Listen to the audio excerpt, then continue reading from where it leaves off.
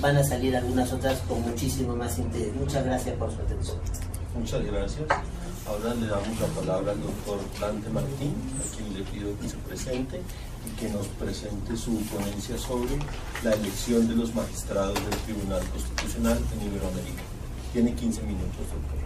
Muchas gracias, doctor. Con todos los presentes, mi nombre es Dante Martín Paiva Goiburu, vengo de Perú. Soy abogado por la Universidad Nacional Mayor de San Marcos.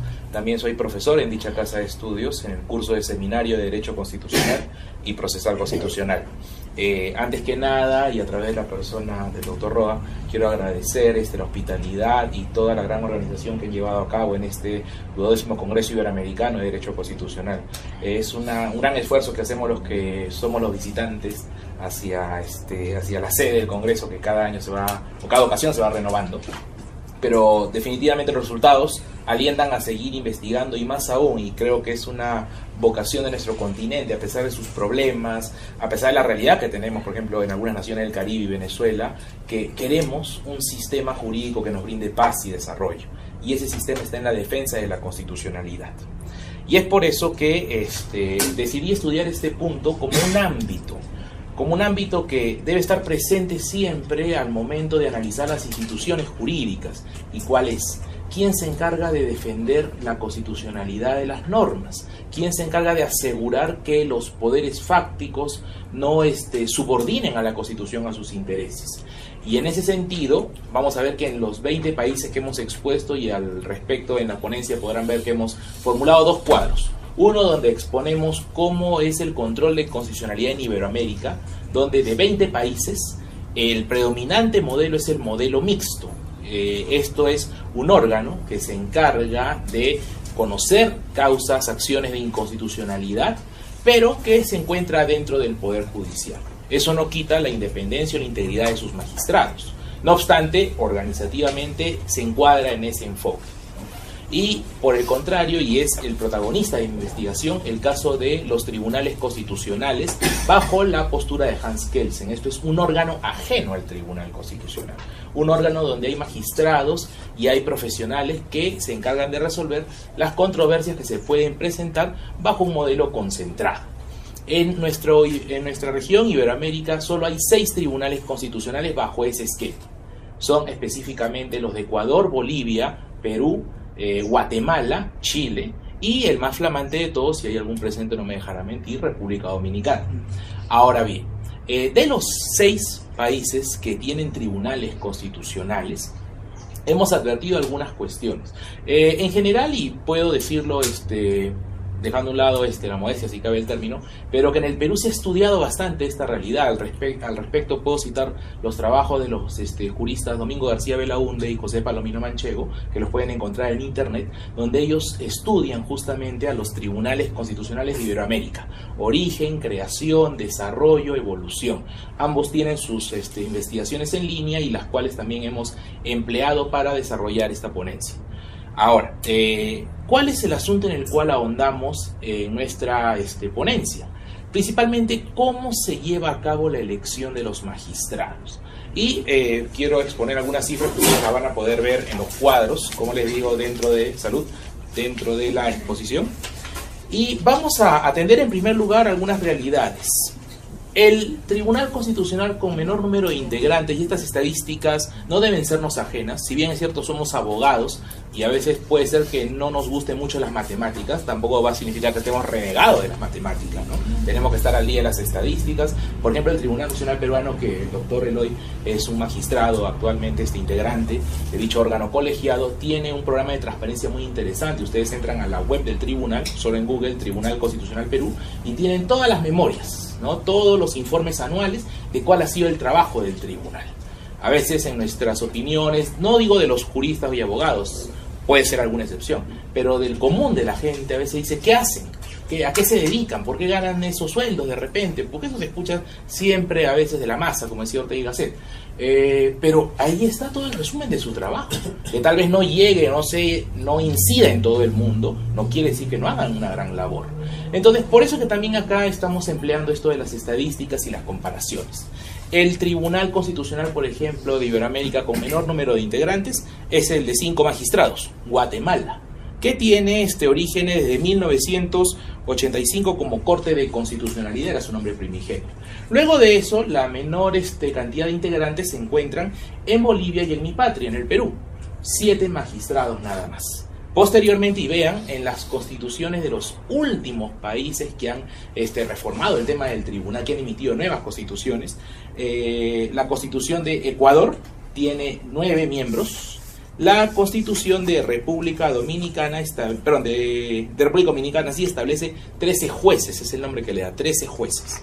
Y Chile, que ya tiene muchos años con tribunal, tiene a 10 ministros, esa es la calificación que le denomina. Entonces vamos comparando alguna cantidad de integrantes.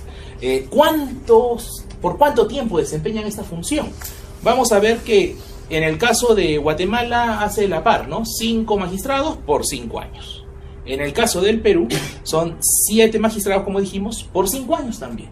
Justo como bien señaló el presidente de la mesa, él lo eligieron en el año 2014. Ahí en la ponencia hicimos la salvedad que hubo un intento de elección en 2013 muy polémico y hemos puesto la referencia y las noticias. La maravilla del internet es que podemos revisar lo que ocurrió hace 5, 4, 10 años atrás todavía y tener podernos formar una opinión de causa a partir de nuestro propio análisis.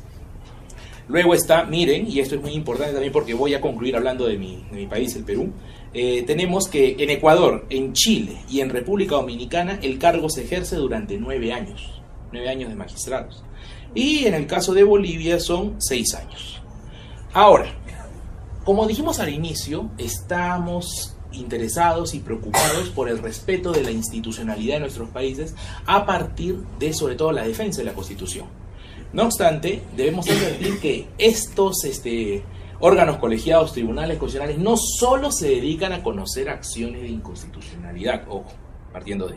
En el caso del Perú, por ejemplo, también se conocen sobre, en última y definitiva instancia, según lo que establece la misma norma, los recursos de agravio constitucional. Esto es cuando las demandas ante el Poder Judicial sobre habeas corpus, amparo, sobre habeas data, que son garantías constitucionales, y también sobre procesos de cumplimiento, son denegados en el Poder Judicial. Esa es la regla. Hay algunas excepciones que luego las podemos conversar, pero no nos convoca el día de hoy. Es decir, no solamente está, qué bueno fuera un tribunal que solo se dedique a ver casos de inconstitucionalidad. En el caso peruano el promedio es, espero no equivocarme, de acuerdo al reporte, entre 15 a 20 causas anuales. Que no es como una máquina que uno llega ya, llegó la demanda y a la semana siguiente ya está la sentencia, ¿no? Esto toma mucho tiempo, porque hay muchos factores que inciden. Entonces, ¿por qué señalamos esto y adelantando una conclusión? En el caso de Iberoamérica, los tribunales constitucionales, bajo el esquema kelseniano, han tenido recepción. No son la mayoría, son un grupo, 6, pero que tienen funciones que no solo se agotan en la defensa de la Constitución y en su interpretación, que es lo fundamental. No se trata simplemente de declarar fundada una demanda y anular o hacer que una ley pierda vigencia, sino de darle un sentido interpretativo claro. Incluso si ven demandas del Tribunal Constitucional peruano, que todas sus demandas las juega el Internet, e insisto, esto es una gran cosa a partir de el tema de la transparencia.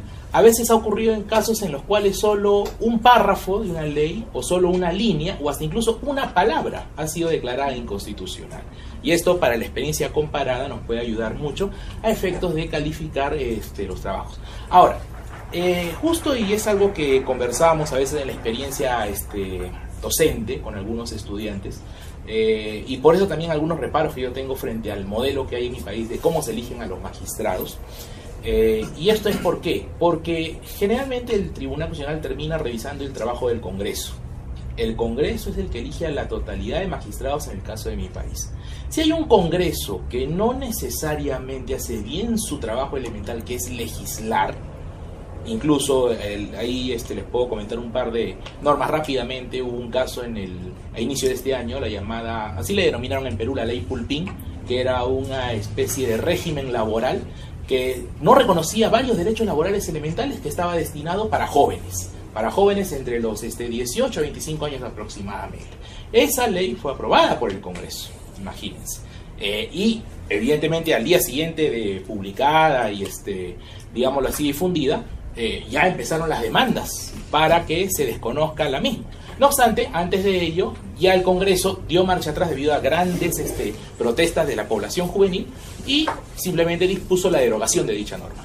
Entonces, por eso era una de mis objeciones. Otra de mis objeciones respecto del trabajo del Congreso, no quiero decir que el Congreso elija mal, solo digo que a veces no demuestra su eficiencia. Por ejemplo, los magistrados que han sido elegidos en el 2014 han demorado, digámoslo así, ellos debieron haber sido elegidos a lo mucho en el año 2010. 4 años para llegar a un consenso y elegir magistrados. Que no había en esa época magistrados atendiendo las causas. No es que no había, los que habían sido elegidos antes siguieron en sus cargos. Pero no es lo correcto y no es lo idóneo. Entonces, en ese sentido, debemos tener en claro que hay observaciones de parte del trabajo del Congreso, que es una de las cuestiones que yo observo. Para ya ir concluyendo, y luego, como les digo, en el cuadro podrán ver algunos temas como los requisitos para ser magistrado. La gran mayoría de ellos, prácticamente lógico, ¿no? Ser abogado en primer lugar. Pero también en algunos casos exigen especializaciones. En el caso de Ecuador, si mal no recuerdo, es que por el tema de la edad y por el tema de especialización. En el caso de Bolivia, sí. En el caso de Bolivia se pide cierta especialización. En el caso peruano no hay. Por ejemplo, a veces algunos decían, los magistrados del Tribunal Constitucional solo deben ser constitucionalistas. Opinión que yo no comparto, porque en el caso del Perú llegan demandas de diversa naturaleza, por ejemplo, que tienen, digámoslo así, origen en cuestiones penales. Y solo la visión del constitucionalista no va a ser suficiente para atenderla. Puede ser, por supuesto, óptima y adecuada, pero no va a ser completa la visión de un órgano colegiado. Entonces, en el caso de Bolivia sí dice, ¿no? Tener formación en derecho constitucional, administrativo, derechos humanos, pero pienso que la cuestión no está en restringir, digámoslo así, cierta especialidad o algo, porque se entiende también que hay una confianza en elegir a los magistrados.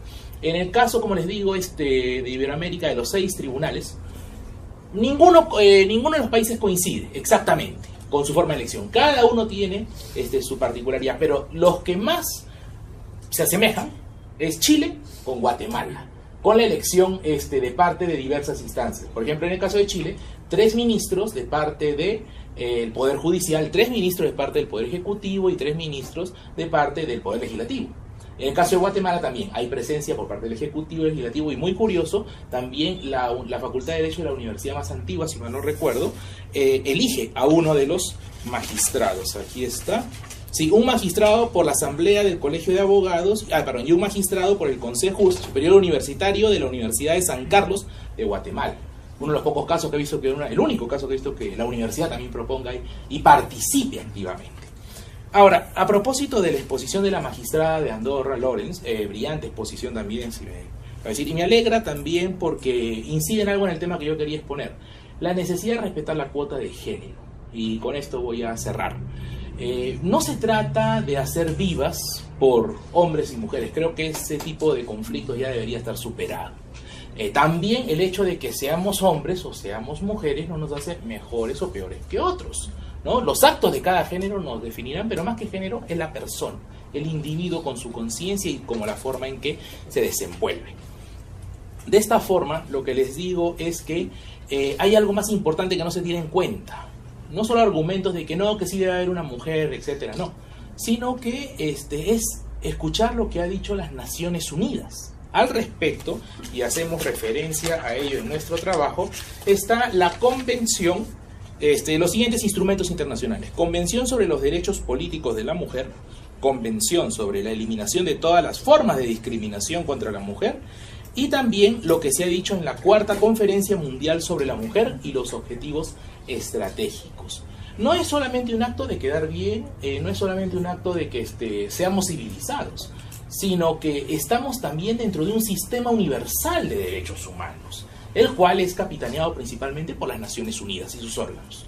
Entonces, una buena muestra de desprendimiento y actitud hacia la consecución de una búsqueda de la paz y un establecimiento de la paz que se da en diversas instancias es atender este tipo de instrumentos internacionales y hacerlos una realidad en nuestros países.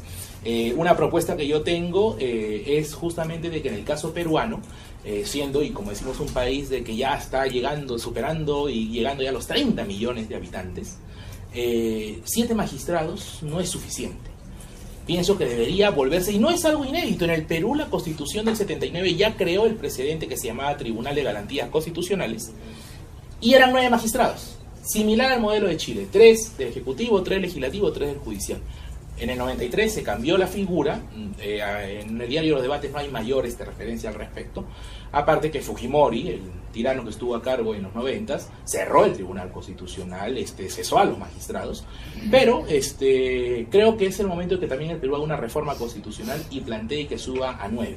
Y esos 2 integrantes nuevos yo digo que deben ser mujeres elegidas. Si todavía sigue el Congreso a cargo, pues como un buen gesto deberían hacerlo. Para concluir, hay un asunto que no sé si ocurre en sus países, pero en el Perú no quiero dejar de mencionarlo. Aparte del tema del género, no hay mucha difusión de la importancia de que el profesional mire al Estado como una buena oportunidad para desarrollarse profesionalmente. En el Perú yo no veo que los órganos, a las instituciones lleguen, salvo hay un programa CECIGRA para hacer prácticas, pero no más, donde le digan, señoritas, señores, vale la pena trabajar. Pero hay una luz al final del túnel y también quiero convocarles a que revisen al respecto. El Perú en algo ha avanzado en los últimos años. Ese órgano que está haciendo si cabe el término, un milagro, a pesar de los problemas que nos ha generado la última gestión, se llama la Autoridad Nacional del Servicio Civil en el Perú. Servir, de acuerdo a un informe del Banco Interamericano de Desarrollo, ha logrado mejorar cualitativamente el desenvolvimiento de los recursos humanos dentro del Estado, guiado en sus 4 principios: responsabilidad, excelencia, disculpen, es decir, el tiempo siempre es tirano. Responsabilidad, excelencia, respeto y el más importante de todo, y creo que nunca hemos olvidado, y tal vez alguno de los presentes también, siguiendo la senda del presidente de Mesa, llegue a ser magistrado del Tribunal Constitucional de su país, o de la Corte Constitucional como en el caso colombiano. Lo más importante, no hay que perder nunca la vocación de servicio. Eso es todo lo que tenía que decir. Muchas gracias. Martín, transmitiré su gratitud a los miembros del comité organizador, y para seguir en la misma línea de la elección de los magistrados del Tribunal Constitucional, le pediré al doctor Roberto Luciano que nos presentará su ponencia sobre una experiencia novedosa y discutida de participación democrática, la elección de miembros del Tribunal Constitucional de Bolivia. Tiene la palabra. Muy bien, muchas gracias.